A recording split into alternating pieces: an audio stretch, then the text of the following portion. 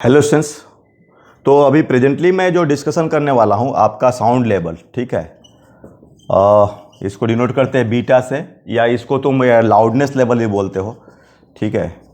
Loudness level actually ये कोई नया चीज़ आपका नहीं है। ये एक पर्टिकुलरली जो इंटेंसिटी ऑफ जो साउंड वेव होता है ना, उसका हम लोग कंपेयर करते हैं एक स्टैंडर्ड इंटेंसिटी से on the logarithmic scale, right.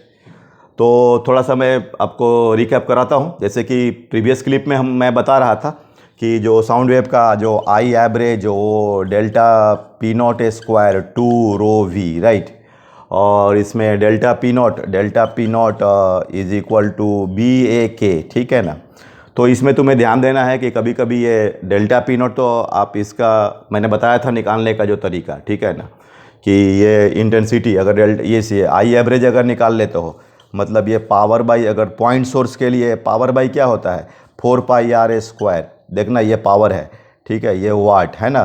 तो is equal to delta P not square 2 ρ v। तो यहाँ से तुम rho density of the air है और v साउंड का स्पीड है, तो यहाँ से तुम डेल्टा पी नॉट निकालते हो।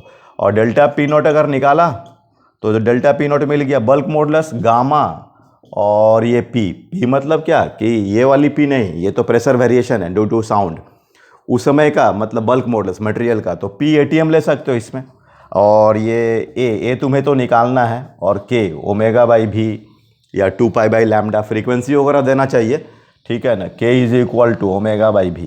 तो देखना ये डेल्टा पी नॉट पता हो चुका है। गामा 1 + 2/f लोगे, और अगर मान लो तुम ऑक्सीजन लेते हो तो f क्या होगा 5 होगा, तो 1 + 2/5 तो 7/5, राइट। तो ऐसे मतलब प्रैक्टिकल अप्रोच देखो आप कि किस तरह से अगर एटमॉस्फेयर में कोई तुम पॉइंट सोर्स लेते हो, उसकी पावर दी हुई है, डिस्टेंस दिया हुआ है, तो वहाँ पर कितना से एम्पलीट्यूड आएगा, लीनियर एम्पलीट्यूड कितना आएगा, प्रेशर वेरिएशन कितना आएगा, वहाँ का बल्क मॉडुलस, वहाँ का मतलब गामा पी गामा। तो ये थोड़ा क्लोज तरीके से इसको तुम एनालिसिस कर सकते हो, राइट। चलो हम लोग मेन टॉपिक पर आते हैं, ये साउंड लेवल, ठीक है ना।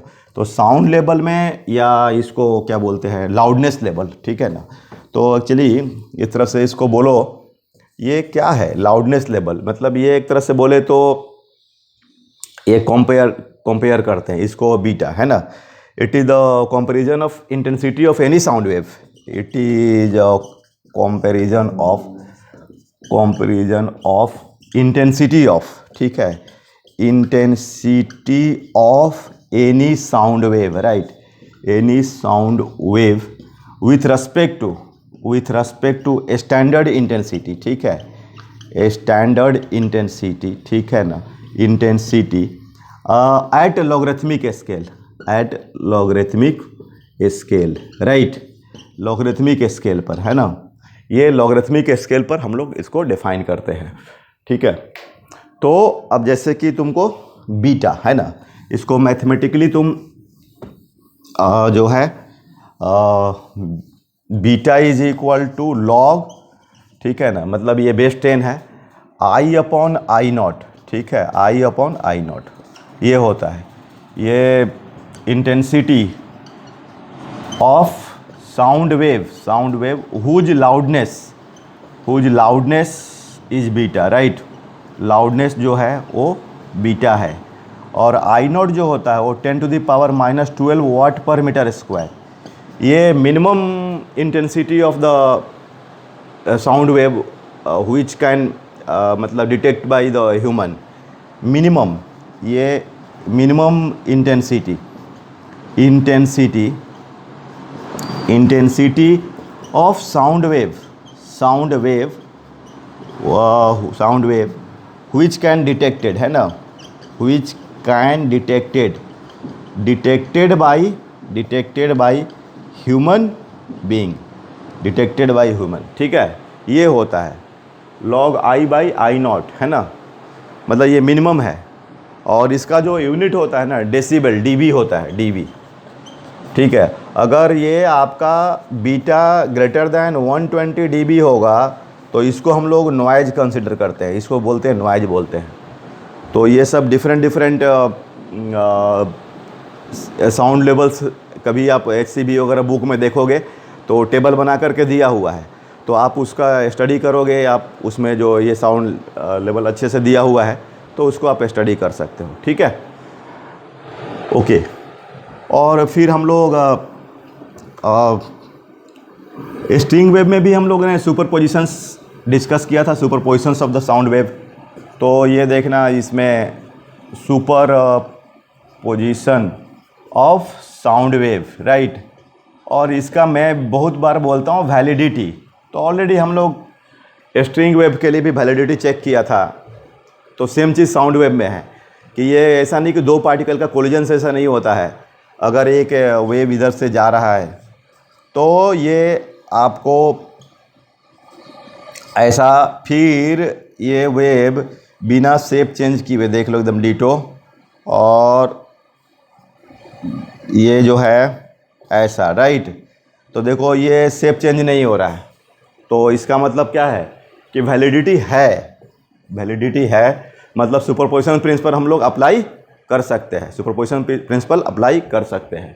तो उसमें आपको सुपरपोजिशंस में जो है वही है कॉन्सेप्ट, बस ये है कि आपको देखना है कि जो सोर्सेज हैं, जैसे डेल्टा पी तो 1, तो delta P not 1 sine omega T minus के एक्स, एंड डेल्टा पी 2 तो delta P not 2 sine omega T minus के एक्स प्लस डेल्टा, ठीक है, या ऐसा, ठीक है, ओमेगा टी। तो इसमें जो डेल्टा पी जो नेट होगा, इसका जो नेट वैल्यू वही वाला under root delta P not 1 का whole square, delta P not 2 का whole square, 2 delta P not 1 delta P not 2 कॉस डेल्टा, राइट। तो ये आपको नेट एम्पलीट्यूड हुआ, ठीक है ना। अब उसमें तुमको देखना है कि जैसे कि ये एक दो मैंने उसमें भी डिस्कस किया था स्ट्रिंग वेव में, डेल्टा फाई या delta 2 pi by lambda delta x. Lambda क्या हुआ, ये wavelength of the every wave है ना, या डेल्टा फाई या delta 2 pi by capital T, और ये डेल्टा टी टाइम गैप, एक ही पार्टिकल के लिए डेल्टा टी के डिफरेंस पर निकाल रहे हैं अपना, ये तुम्हारा फेज डिफरेंस। और इसमें इसको आप इंटरफेरेंस बोलते हो।